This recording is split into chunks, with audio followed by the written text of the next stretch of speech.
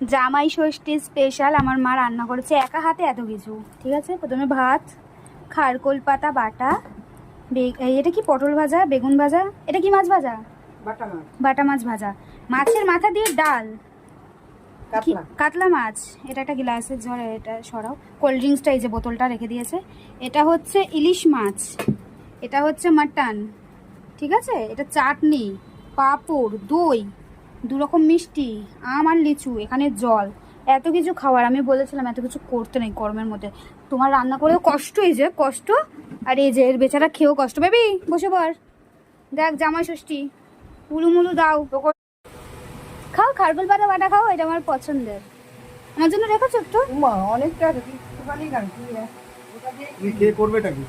দারুণ লাগে আমার।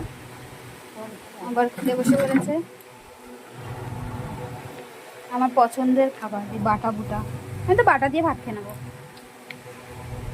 আমার বাবা খেয়ে একদম হাঁপিয়ে গেছে, জামাই ষষ্ঠী খেয়ে এসছে। কোন বাড়ি গেছিলে জামাই ষষ্ঠীতে? শ্বশুর ঘরেই খায়, কি বলো, ঘরেই খেতে হয়।